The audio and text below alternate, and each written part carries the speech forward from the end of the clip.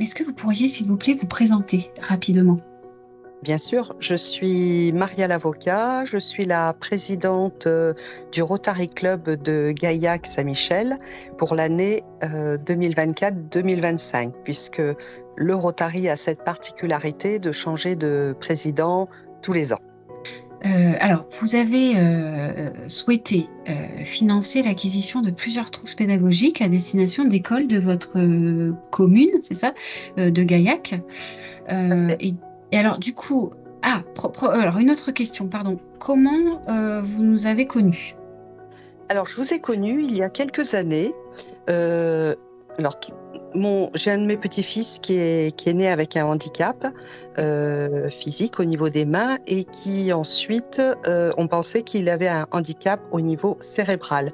En fait, parce qu'on pensait que tout était lié. Finalement, il a été décelé grand 10 avec plusieurs dyspraxies et nous avions été invités au ministère de la Santé à Paris à une conférence sur la dyspraxie. Et à cette occasion, j'avais donc emmené ma fille, la maman du petit Sam, et nous avons entendu parler de cette trousse pédagogique, de cette aide.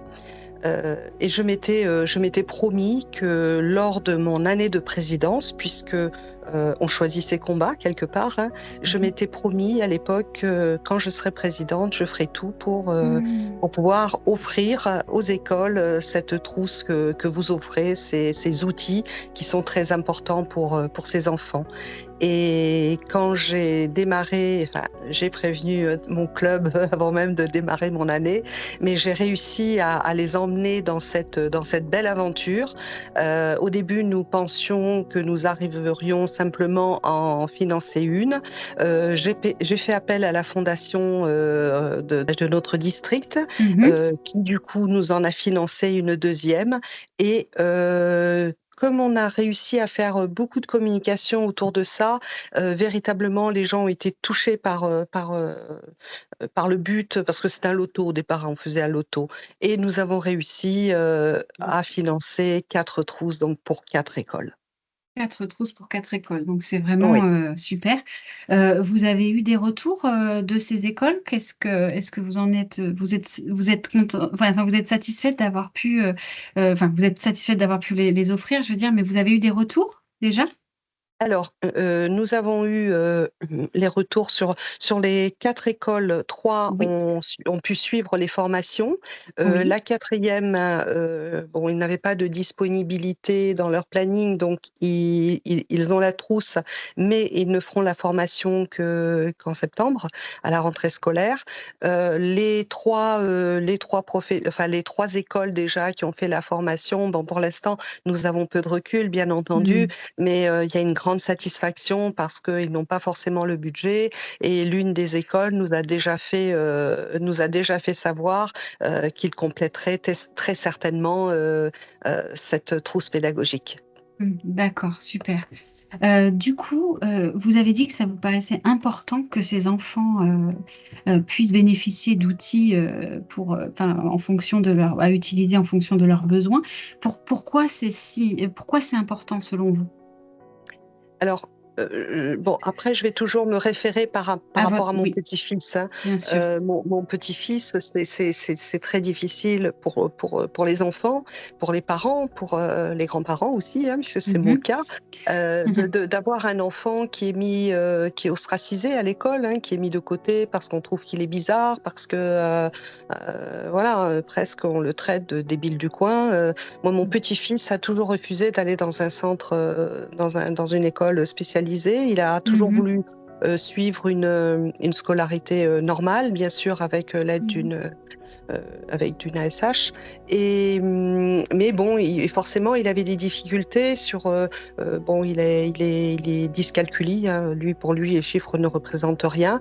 Mmh. Et grâce à ça, je dirais, il y a une méthode qui peut s'appliquer, il y a une aide qui peut s'appliquer, et ces enfants peuvent. Oui, peuvent revivre, peuvent montrer qu'ils ont des capacités énormes, énorme et ça permet également de comprendre, pour d'autres, la sensibilité au bruit. Enfin, voilà, Oui, moi, ça me semble extraordinaire d'avoir pu oui. créer cette trousse. Et puis ça permet peut-être aussi, de sensibiliser un petit peu les enseignants et de les aider peut-être à gérer mieux la classe quand il y a des enfants comme ça qui ont des troubles. Oui, exactement, parce que la demande aussi, enfin, ce que nous ont dit les enseignants, c'est que quelquefois, ils se trouvaient démunis. Mmh. Démunis face, parce qu'aujourd'hui, on parle effectivement de troubles dyspraxiques, mais il y a énormément, on en connaît quelques-uns, mais il y en a énormément finalement. Et Et, et, oui. ces, et, ces, et ces professeurs des écoles sont vraiment démunis, ils ne savent pas trop comment faire. Bon, on sait que les classes, en plus, elles sont plus que surchargées. Enfin, il est rare de trouver une école où on a peu d'élèves dans une classe. Mmh. Donc c'est une grande aide pour eux, une aide pour eux et éviter une souffrance aussi aux enfants. Très bien. Merci Et, et- beaucoup. et Oui. également, juste, j'ajouterais que ça aide aussi les autres enfants à porter un autre regard, parce que quelque part, tout le monde peut participer quelque part Oui. avec ces outils. Chacun d'entre eux peut participer. Ça peut commencer comme un jeu. Mmh. Et même quelqu'un qui n'a pas de trouble va trouver quelque chose qui va lui convenir. Mmh. D'accord. Et juste une dernière question du coup, comme vous avez parlé de votre petit-fils, il a quel âge aujourd'hui? Il en est où? Alors aujourd'hui, Samuel a 16 ans. Il D'accord. s'est découvert une passion pour les camions et il est en alternance pour passer son permis, poids lourd. Alors, donc comme je disais, il n'a que 16 ans, hein, mais il a déjà passé la conduite, camion. Donc là, on est en attente du passage du code et pour ensuite, pouvoir passer le super lourd pour valider sa deuxième année. Donc on est très content Super. parce que, voilà, parce qu'il s'en Bon, sort bien. il s'en sort bien, Mmh, il s'en sort bien. oui, il Bon, s'en sort bien, voilà. nous sommes ravis. Merci beaucoup, madame l'avocat. Oui, donc du coup, qu'est-ce que vous pourriez conseiller à d'autres peut-être, qu'est-ce que vous diriez peut-être à d'autres Rotary si, pour les motiver à suivre votre chemin et financer, des trousses ou mallettes comme la nôtre, comme les nôtres? Alors, je dois vous avouer que j'ai déjà, commencé j'ai déjà pris mon petit bâton de pèlerin. J'ai eu l'occasion de rencontrer, alors c'est pas tout à fait la porte à côté, mais de rencontrer, des rotariens Bastia, non, c'était de Bastia et oui. d'Aix-en-Provence également. Bastia m'ont recontacté à plusieurs reprises et encore la semaine dernière, je les ai eus parce que, je crois qu'ils ont essayé de vous joindre, parce qu'ils sont vraiment très, très intéressés. Et je vais les rappeler, c'est Heu, vrai. voilà, Ouais. Aix-en-Provence m'a également demandé vos coordonnées et le fait, alors il faut savoir qu'au Rotary, nous avons des axes, recommandés et sur la santé, sur les enfants et Mmh cetera mh. et les enfants justement, c'est un de nos 7 axes et quand je parle au Rotary, je prêche déjà des convertis, simplement il faut que l'idée mûrisse et bien sûr qu'ils connaissent le produit. Et aujourd'hui, ils ne le connaissaient pas. Voilà. Donc, j'ai demandé également à faire un article. J'ai envoyé un article à notre mag, Rotary Mag. Donc, c'est un magazine qui est national. Et normalement, nous devrions avoir un article sur les trousses pédagogiques d'Occitadis. Superbe.